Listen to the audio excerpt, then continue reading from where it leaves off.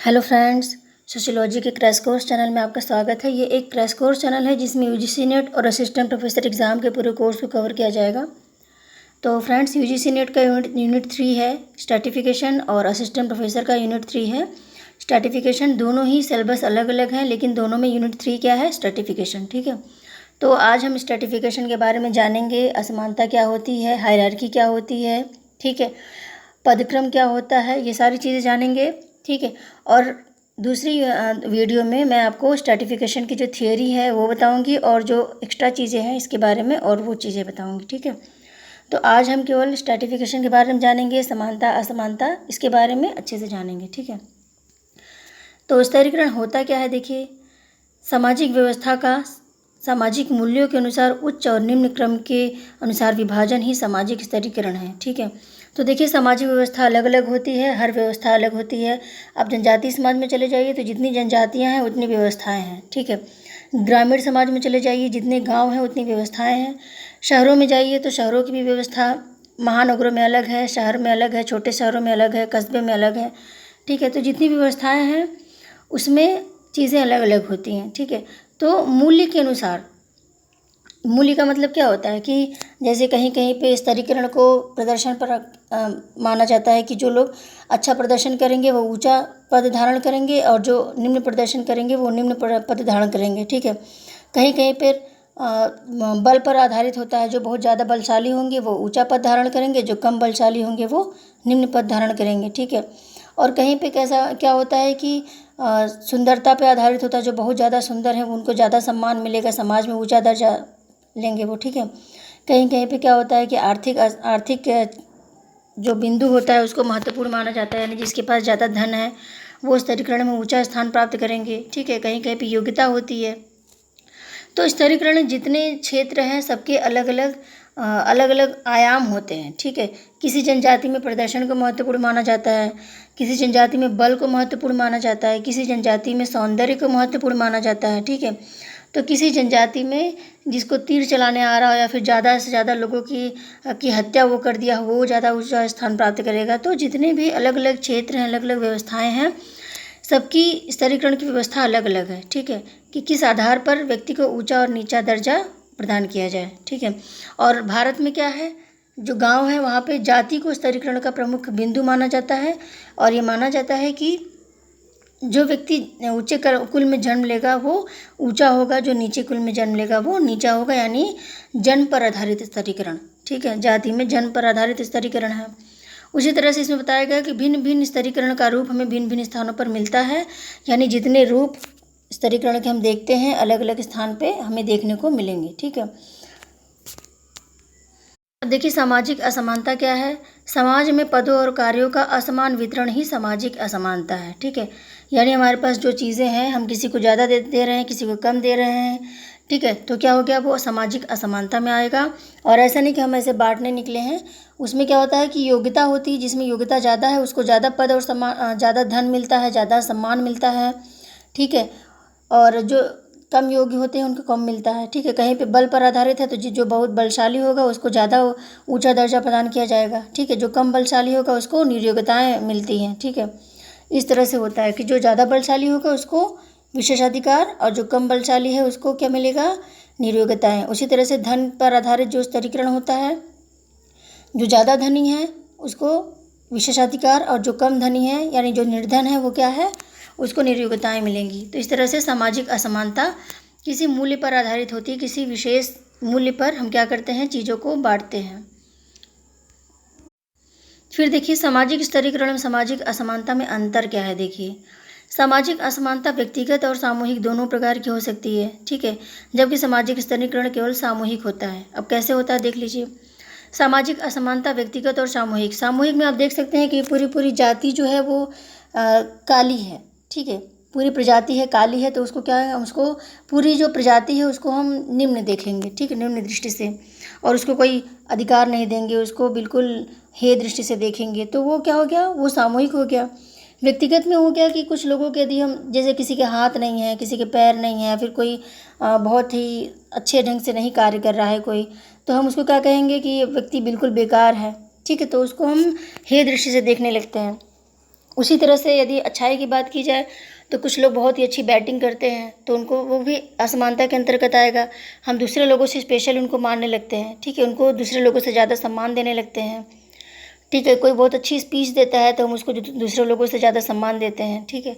इसी तरह से जो योग्यता होती है किसी दूसरे व्यक्ति में अन्य व्यक्तियों से ज़्यादा योग्यता होती है, तो उसको क्या कहेंगे हम, सामाजिक असमानता के अंतर्गत, और उसको हम ज़्यादा सम्मान देंगे और उसके साथ विशेषाधिकार जुड़ जाएंगे, ठीक है। उसके ऑटोग्राफ लेने के लिए भी काफ़ी लंबी लाइन लगी रहेगी।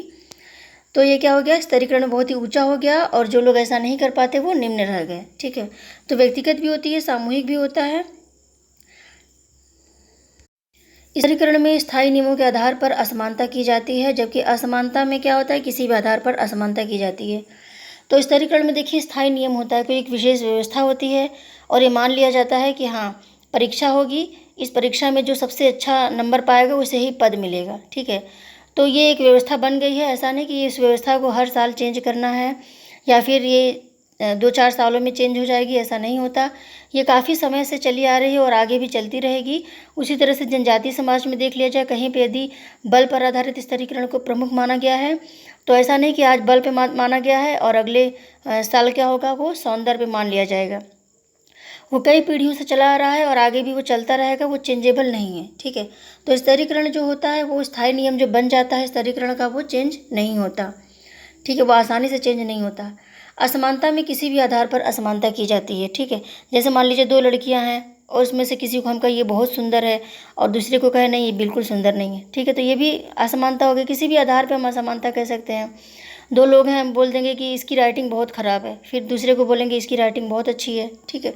तो ये क्या हो गया, स्तरीकरण जो होता है किसी भी आधार पर हो सकता है, हम कोई पर्टिकुलर नहीं कह सकते बात कि इसी आधार पर केवल असमानता होगा। असमानता किसी भी आधार पर हो सकता है, किसी के बाल बहुत अच्छे हैं, किसी के बाल बहुत ख़राब हैं, तो दोनों में तुलना करके हम असमानता दिखा सकते हैं, ठीक है। सामाजिक स्तरीकरण के आयाम और प्रक्षेत्र अत्यंत सीमित होते हैं, जबकि सामाजिक असमानता के क्षेत्र अत्यंत व्यापक होते हैं, ठीक है। तो सामाजिक स्तरीकरण के आयाम सीमित क्यों होते हैं, देखिए एक विशेष कोई व्यवस्था है, मान लीजिए कोई छोटा सा गांव ही है, तो उसमें स्तरीकरण के लिए नियम बना होगा कि इस आधार पर स्तरीकरण होगा और जो सबसे ज़्यादा बलशाली होगा वही क्या होगा, उस गांव में सबसे ज़्यादा सम्मान प्राप्त करेगा, ठीक है। तो हमने नियम बना दिया, तो वो सीमित है, उस गांव तक ही सीमित है, वो पूरे एरिया में सीमित नहीं है कि पूरे देश में है या फिर पूरे वर्ल्ड में है, ऐसा नहीं, वो केवल उस गांव में है। हो सकता है उसके बगल में कोई दूसरा गांव हो और वहाँ पे ये चीज़ें ना हो, ठीक है। तो ये सीमित है, छोटे से उस समुदाय तक सीमित है, उस व्यवस्था तक सीमित है, इसलिए इसको छोटा माना जाता है, सीमित माना जाता है। जबकि सामाजिक असमानता का क्षेत्र अत्यंत व्यापक है, ये वैश्विक स्तर की है, ठीक है। पूरे विश्व में किसी न किसी आधार पर लोगों के साथ असमानता की जाती है, तो ये क्या हो गया, ये बहुत ही व्यापक है, ठीक है। फिर देखिए सामाजिक असमानता स्थायी, अस्थायी, व्यक्तिगत, सामूहिक, व्यक्तिनिष्ठ, वस्तुनिष्ठ किसी भी आधार पर हो सकती है, ठीक है। मैंने आपको बताया ना, असमानता किसी भी आधार पर हो सकती है, किसी के बाल अच्छे हैं किसी के नहीं है, तो हम बोल देंगे इनके बाल बहुत सुंदर हैं, इनके नहीं अच्छे हैं, ठीक है। तो किसी भी आधार पर हो सकती है, जबकि सामाजिक स्तरीकरण के लिए निश्चित नियम होना जरूरी होता है और ये नियम बदले नहीं जाते, ठीक है। तो किसी भी सामाजिक व्यवस्था में एक निश्चित नियम जो पीढ़ियों से चला आ रहा है और आगे की पीढ़ियों में भी चलेगा, वो चेंजेबल नहीं है, ठीक है।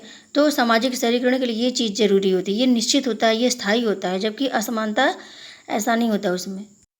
सामाजिक स्तरीकरण सामाजिक परंपराओं में व्यापक रूप से फैला हुआ है, जबकि व्यक्तिगत सामाजिक असमानता आधुनिक समाज की देन है। देखिए सामाजिक स्तरीकरण जो है परंपराओं में फैला है, यानी जैसे जन्म के आधार पर यदि कहीं पर है स्तरीकरण, ठीक है, तो परंपराओं से चला आ रहा है, वो सदियों से चला आ रहा है, ठीक है। और इसके अलावा कहीं पर यदि ऐसा माना जाता है कि जो व्यक्ति ज़्यादा लोगों की हत्या कर देगा वही सबसे ज़्यादा बलशाली माना जाएगा और उसको समाज में ज़्यादा सम्मान मिलेगा, ठीक है।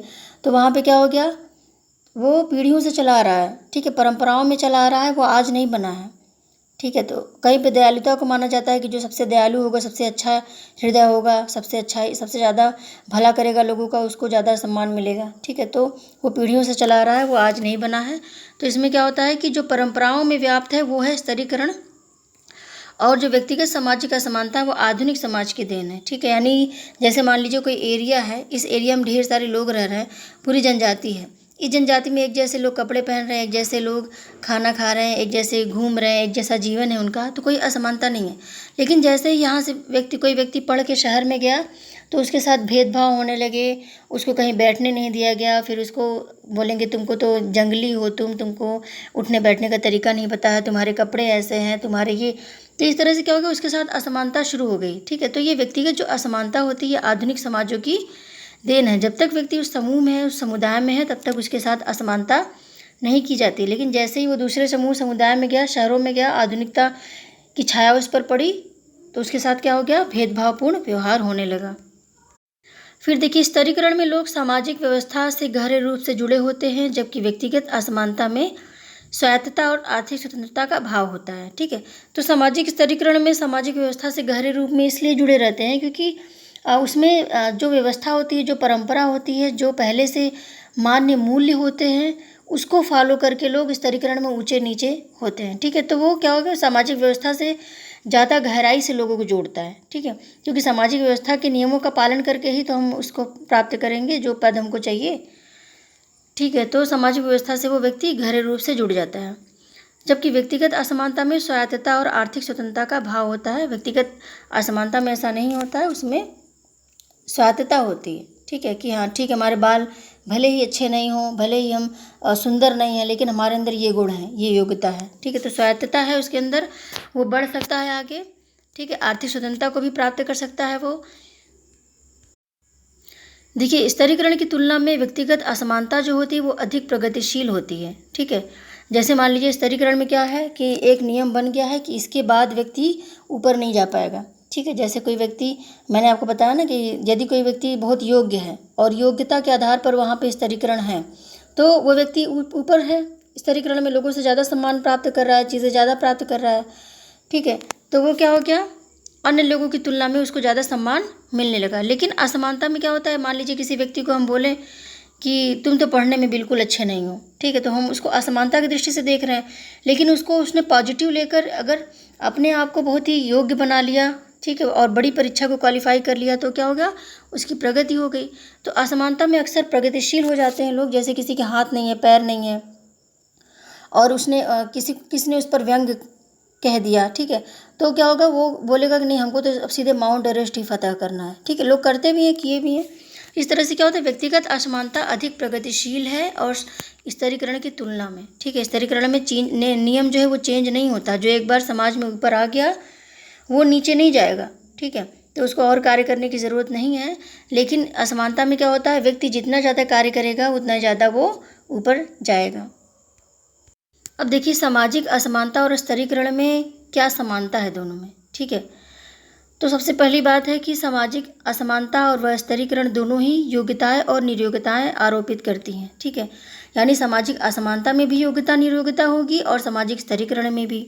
ठीक है, जैसे मान लीजिए कोई व्यक्ति है, वो बहुत काला है, ठीक है, और उसके शरीर से बदबू भी आ रही है, बहुत ही ज़्यादा वो गंदा है, तो हम क्या करेंगे, उसके साथ नियोग्यताएं लाद देंगे कि नहीं, तुम जहाँ सब लोग बैठे होंगे वहाँ मत जाना। ठीक है, और स्तरीकरण में क्या है, उसमें भी यही चीज़ होती है कि जिस व्यक्ति को हम नीचे रखते हैं स्तरीकरण में, उसके साथ नियोग्यताएं लाद देते हैं कि आपको ये नहीं करना है, आपको वो नहीं करना है, आपको इस जगह नहीं जाना है। ठीक है, सार्वजनिक संपत्ति आप नहीं यूज कर सकते। तो दोनों में असमानता और नियोग्यताएं और योग्यताएं आरोपित की जाती हैं। ठीक है, फिर देखिए, दोनों ही समतामूलक समाज को अवरुद्ध करते हैं, यानी असमानता और स्तरीकरण दोनों ही समानता के विपक्ष में है। ठीक है, यदि ये दोनों रहेंगे तो समानता नहीं रहेगी।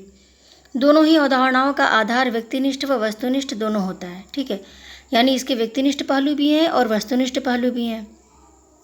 अब व्यक्तिनिष्ठता और वस्तुनिष्ठता में अंतर देख लीजिए कि जैसे मान लीजिए असमानता, वस्तुनिष्ठता में हमने बोल दिया कि हाँ, जिसकी लंबाई इतनी है, जिसका रंग ऐसा है, जिसके अंदर ये योग्यता नहीं है, इसका मतलब वो क्वालिफाई नहीं कर सकता। ठीक है, तो हमने एक बना दिया है चार्ट, और उसमें जो चार्ट है उस चार्ट के अनुसार यदि कोई व्यक्ति है जो योग्य नहीं पाया गया तो उसको बाहर कर दिया गया, तो वो वस्तुनिष्ठ है। ठीक है, लेकिन यदि उस व्यक्ति में कुछ ऐसी योग्यता है, जैसे कोई सेना में भर्ती हो रही है, ठीक है, सेना में भर्ती होने के बाद ये कहा गया कि हाँ, इस पर्टिकुलर व्यक्ति को ये पद नहीं मिल सकता। ठीक है, उसको ये पद नहीं मिल सकता, उसकी लंबाई कम है, वो इतने दौड़ नहीं सकता, इसलिए वो योग्य नहीं है। लेकिन हो सकता है वो बहुत अच्छी राइफल चलाता हो, बहुत अच्छी बंदूकें चलाता हो। ठीक है, और उसकी जो निशानेबाजी हो वो दूसरे लोगों से ज़्यादा योग्य हो, इसको देखते हुए यदि उसको सेना में भर्ती कर लिया जाता है कि चलो थोड़ी सी हाइट की बात है लेकिन इसके अंदर ये योग्यता है इसलिए इसको ले लेते हैं, तो वो व्यक्तिनिष्ठ हो जाएगा। यानी व्यक्ति की जो अंदर की योग्यता होती है, वस्तुनिष्ठता यानी वस्तुनिष्ठ नियमों के परे होकर जब हम ले लेते हैं चीज़ों को तो व्यक्तिनिष्ठ हो गया। ठीक है, फिर देखिए दोनों ही सार्वभौमिक अवधारणाएं हैं और सभी समाजों में पाई जाती है। तो देखिए विश्व का कोई भी ऐसा समाज नहीं है जहाँ पे स्तरीकरण नहीं पाया जाता, और विश्व का ऐसा कोई भी समाज नहीं है जहाँ पे क्या नहीं पाया जाता, असमानता नहीं पाई जाती। ठीक है, तो दोनों में ही असमानता और स्तरीकरण दोनों ही पूरे विश्व में पाए जाते हैं। और मैं आपको बता दूं कि कीबुट्ज नामक एक संप्रदाय है यहूदियों का, उसमें क्या होता है वो पूरी तरह से समानता पर आधारित है। उसमें कोई भी परिवार नहीं रहेगा, कोई भी उसमें असमानता नहीं है। लेकिन जब उसका रिसर्च किया गया तो उसमें भी पाया गया कि वहाँ पे भी 2-3 भागों में लोग विभक्त हैं। ठीक है, एक मिडिल क्लास हो गया, ठीक है, आर्थिक ऐसा नहीं कि इनके पास पैसा ज़्यादा उनके पास कम है, वहाँ पे लोग नेतृत्व के आधार पर बट गए। कोई प्रबंधक हो गया जो पूरे जो समुदाय है उसका प्रबंधन कर रहा है, कोई जन सामान्य हो गया थी। ठीक है, तो कुछ लोग ऐसे हो गए। इस तरह से वहाँ पे भी स्तरीकरण देखने को मिला है। अब देखिए अधिक्रम क्या है, हायरार्की, इसको हम पदक्रम भी कह सकते हैं। ठीक है, तो तीनों नाम याद रखिएगा, किसी भी नाम से क्वेश्चन बन सकते हैं। अधिक्रम का संबंध व्यक्ति या समूह से नहीं है। ठीक है, यहाँ पर व्यक्ति और समूह है ही नहीं, बल्कि किसी मान्य तत्व का उच्च और निम्न क्रम में विभाजन ही क्या है, अधिक्रम है। यानी जो पद है, मान्य तत्व का मतलब पद है, पद और भूमिकाएं हैं जो, उनको जब हम ऊंचे और नीचे क्रम में विभाजित करते हैं तो अधिक्रम है। तो ये प्रश्न बन सकता है कि अधिक्रम में किसका, हायरार्की में किसको किया जाता है ऊपर नीचे, मनुष्य को किया जाता है, जानवरों को किया जाता है, पदों को किया जाता है, या फिर किसको किया जाता है। ठीक है, तो इस तरह से और भी प्रश्न बन सकते हैं। तो इसमें देखिए मनुष्य से इसका कोई लेना देना नहीं, इसमें केवल पद जो होते हैं, पदों को ऊंचे और नीचे क्रम में विभाजित किया जाता है। देखिए कई बार अधिक्रम व स्तरीकरण में विभेद करना काफ़ी कठिन हो जाता है कि हम इसको स्तरीकरण कहें या फिर पदक्रम कहें, क्या कहें। ठीक है, तो ड्यूमो ने होमो हायरार्कस नामक एक पुस्तक लिखी है जिसमें उन्होंने हिंदू जाति व्यवस्था को पदक्रम कहा। ठीक है, उन्होंने जाति नहीं कहा, उन्होंने पदक्रम नाम से ही पुकारा। जबकि अन्य जो समाजशास्त्री हैं उन्होंने यह नहीं स्वीकार किया, उन्होंने सामाजिक स्तरीकरण के अंतर्गत इसको लिया, जबकि ड्यूमो ने केवल पदक्रम नाम से इसको बुलाया है। ठीक है, फिर देखिए अधिक्रम सामाजिक स्तरीकरण की रीढ़ है। ठीक है, यानी कोई भी स्तरीकरण तब तक नहीं हो सकता संभव जब तक क्या होगा, अधिक्रम नहीं होगा, पदक्रम नहीं होगा, क्योंकि पदों का जो ऊपर नीचे क्रम में विभाजन है यही तो स्तरीकरण है। ठीक है, देखिए अधिक्रम का निर्धारण जो होता है वो सामाजिक मूल्यों द्वारा होता है। यही कारण है कि अलग अलग सामाजिक व्यवस्था में अलग अलग स्तरीकरण पाए जाते हैं। ठीक है, तो मैंने आपको बताया था कि कहीं पर बल पर आधारित है, कहीं सौंदर्य पर आधारित है, तो कहीं पे योग्यता पर आधारित है, कहीं पे बुद्धिजीविता पर आधारित है। ठीक है, तो कहीं पे किसी चीज़ पर आधारित है, इस तरह से कहीं पर रंग पर आधारित है। तो इस तरह से क्या होता है कि अधिक्रम बना हुआ है कि एक निश्चित पहले नियम बन गया है कि हाँ हमारे समाज में जो गोरा होगा वो समाज में ऊंचा पद धारण करेगा, और जो काला होगा वो समाज में नीचा पद धारण करेगा, उसको कम सम्मान मिलेगा। ठीक है, पहले से ये बना हुआ है, पहले से ये मूल्य बने हुए हैं। तो मूल्यों के आधार पर क्या हो गया, अधिक्रम बन चुका है और उस पर व्यक्तियों को फिट किया जाता है। ठीक है, जो लोग योग्य होते हैं, अयोग्य होते हैं। ठीक है, तो ये मैंने आपको बता ही दिया, कहीं पर बहादुरी पर, कहीं दयालुता पर, कहीं प्रतिष्ठा पर आधारित होती है। तो अलग अलग समाजों में अधिक्रम के अलग अलग मूल्य होते हैं। ठीक है, अब देखिए कोटेशन है, कई बार एग्जाम में आ चुका है इसलिए मैंने इसमें यहाँ पे मेंशन कर दिया। एक अस्तरीकृत समाज जिसके सदस्यों में वास्तविक समानता हो केवल एक कल्पना है। ठीक है, जो मानव इतिहास में कभी भी साकार नहीं हुई, ये सोरोकिन का कथन है। ठीक है, कई बार आ चुका है और सभी एग्जाम्स के लिए काफ़ी इंपॉर्टेंट है, तो ये कथन याद रखिएगा। ओके फ्रेंड्स, तो स्तरीकरण के बारे में जो सिद्धांत हैं, ठीक है, उसको मैं अगले वीडियो में लाऊंगी ताकि वीडियो ज़्यादा लंबा ना हो जाए, आप आसानी से पढ़ पाएँ, इसलिए मैंने इसमें मेंशन नहीं किया। ओके, तो वीडियो को ज़्यादा से ज़्यादा लाइक कीजिए, शेयर कीजिए और सब्सक्राइब कीजिए मेरे चैनल पे यदि आप पहली बार आए हैं तो, क्योंकि ऐसे ही कंटेंट आपको और भी मिलने वाले हैं बहुत ही अच्छे अच्छे। ओके, और सब्सक्राइब कर लिया है तो बेल आइकन दबा दीजिए ताकि जब भी मैं कोई वीडियो अपलोड करूँ तो उसकी नोटिफिकेशन आपके पास पहुँच जाए और कोई भी लेक्चर आप मिस ना करें, क्योंकि लेक्चर मिस करेंगे तो क्वेश्चन मिस होंगे। ओके, तो मिलते हैं फिर अगले वीडियो में, तब तक के लिए बाय।